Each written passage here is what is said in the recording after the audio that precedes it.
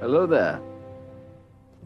Pour beaucoup, Belan était facilement le personnage à suivre dans la série Ahsoka, et son objectif s'aligne en fait sur celui de deux autres Jedi non conformistes. Voici Belan, le centriste, et c'est juste après ça.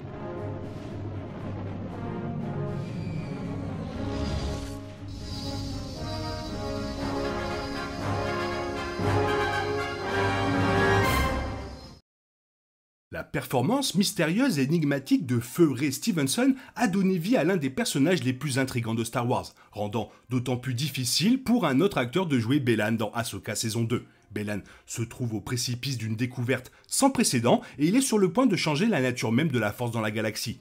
Pourtant, son désir de changement vient de son expérience avec l'Ordre 66 et de la chute de l'Ordre Jedi. Sur la base des statues qu'il trouve à la fin du final d'Ahsoka, Belan recherche les dieux Mortis. Ces êtres mystiques sont apparus dans Star Wars The Clone Wars et Star Wars Rebels, et ils contrôlent essentiellement la Force elle-même. À un moment donné, Belan explique à son apprenti Shinati que son objectif est de mettre fin au cycle du pouvoir dans la galaxie. Belan en a assez de l'échec de l'Ordre Jedi, ce qui le pousse à chercher un moyen de le redéfinir. Et bien qu'il soit vague sur la façon dont il envisage de le faire, cela a probablement à voir avec la recherche du début de la Force. Des décennies avant que Belan ne constate l'échec de l'Ordre Jedi, Qui-Gon Jinn avait également le sentiment que l'Ordre prenait les choses dans le mauvais sens. Selon Obi-Wan, Qui-Gon était assez sage pour faire partie du Conseil Jedi, mais on ne lui a jamais demandé de le rejoindre en raison de son attitude désobéissante et de ses idéaux radicaux. Comme Belan, Qui-Gon pensait que l'Ordre Jedi pouvait être bien plus que ce qu'il était, et même s'il n'était pas toujours d'accord avec les décisions du Conseil, Qui-Gon avait toujours un amour pour l'Ordre Jedi et l'idée. Il est devenu obsédé par la prophétie de l'élu, et il était convaincu qu'Anakin Skywalker apporterait l'équilibre à la Force.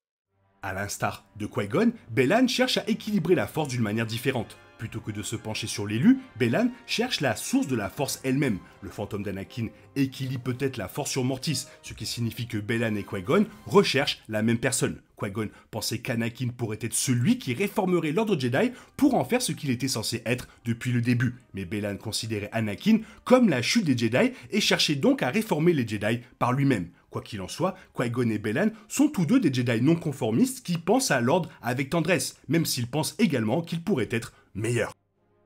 En plus de Qui-Gon, Belan partage également beaucoup de ressemblances avec le comte Dooku. Dooku pensait que l'Ordre lui avait particulièrement fait défaut. L'Ordre n'a pas pu satisfaire sa soif de pouvoir et de prestige, le poussant à chercher le pouvoir ailleurs. Néanmoins, il y avait encore une partie de lui qui essayait de réformer l'Ordre et de montrer au Conseil où étaient ses lacunes. Il s'est notamment disputé avec Yaddle, qui partageait sa conviction selon laquelle l'Ordre Jedi n'était plus ce qu'il était autrefois. Comme Belan, Dooku a choisi de s'éloigner de l'Ordre et de poursuivre son propre chemin vers le pouvoir.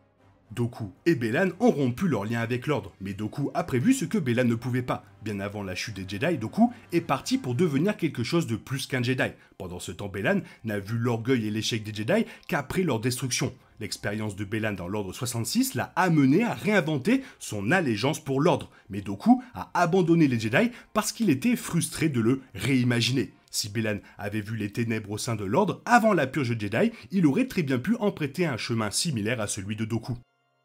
Star Wars a désormais proposé au public 3 versions différentes du même personnage. Qui-Gon Jinn était un Jedi non conformiste qui est resté au sein de l'Ordre pour essayer de le réformer et de le réinventer de l'intérieur. D'un autre côté, Dooku est devenu un Sith pour tenter de vaincre l'Ordre par la Force et de le réformer de l'extérieur. Et si Qui-Gon et Dooku sont aux extrémités opposées du même spectre, Belan se situe complètement au centre. Belan n'a pas totalement abandonné l'idée de l'Ordre Jedi comme Dooku, étant donné qu'il permet à Shinati d'avoir une tresse Padawan qui était traditionnellement la marque d'un Jedi.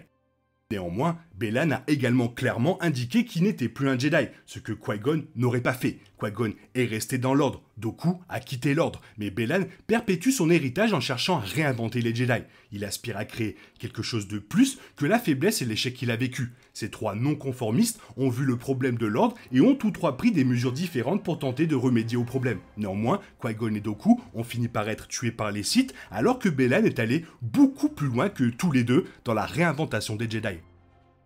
Alors que Belan trouve les dieux Mortis, le fantôme de la Force d'Anakin ou l'Abelloth de Star Wars Legend, il est sur le point de changer le flux de la Force elle-même. S'il s'en tient au même chemin, il pourra peut-être réinventer ou redéfinir le Jedi d'une manière dont Qui-Gon et Dooku ne pouvaient que rêver. Luke Skywalker cherche à reconstruire les Jedi, mais cela entraînera à nouveau sa destruction. Mais Bellan cherche à tirer le meilleur de ce que l'ordre avait à offrir et à le forcer à évoluer pour le mieux. Il cherche à inventer un nouveau groupe d'utilisateurs de force. Sans le cycle de la lumière et de l'obscurité, le nouvel ordre des Jedi non conformistes de Bellan sera quelque chose entre les Jedi et les Sith. Ils rechercheront le pouvoir sans se laisser consumer par la convoitise, tout cela dans le but de maintenir la paix. Et bien que la trilogie suivante semble indiquer clairement que Bellan n'a pas changé de galaxie, il dispose de nombreux biens immobiliers dans la galaxie de Peridea pour créer un nouvel ordre. Si Bellan réussit à exploiter le pouvoir que Mortis a à offrir dans la saison 2 d'Ahsoka, il sera libre de recréer l'ordre Jedi tel que lui, Qui-Gon et Dooku l'avaient imaginé.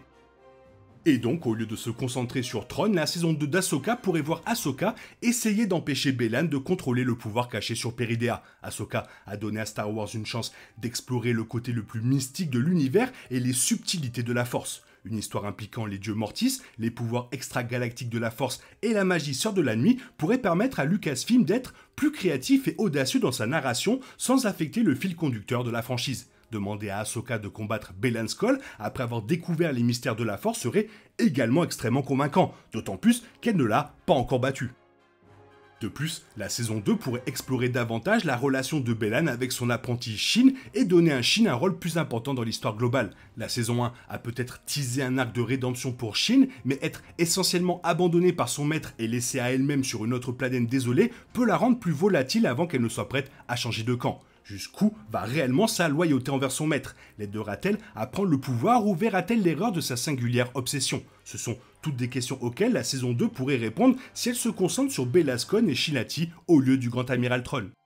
Comme il s'agit de Star Wars, il y a toutes les chances que les histoires de Bellan et Shin soient explorées plus en détail dans un autre format. Des bandes dessinées, des romans pourraient facilement étoffer leur histoire et conclure leur intrigue. Il serait cependant dommage de terminer leur histoire en live action avec la saison 1. La série a fait un excellent travail en présentant le Grand Amiral Thrawn qui va se retrouver plus proche du Mandoverse qu'avant. Maintenant, la saison 2 devrait avoir la chance de se concentrer sur autre chose, quelque chose de plus. Voilà, c'est tout ce que j'avais à dire sur Bellan. Toi, fais-moi part de ton avis dans la zone commentaire. Sinon, il est temps pour toi de reprendre le cours normal de ta vie. Bien sûr, on se retrouve bientôt pour une nouvelle vidéo. Bisous bisous, bye bye, que la force soit avec toi.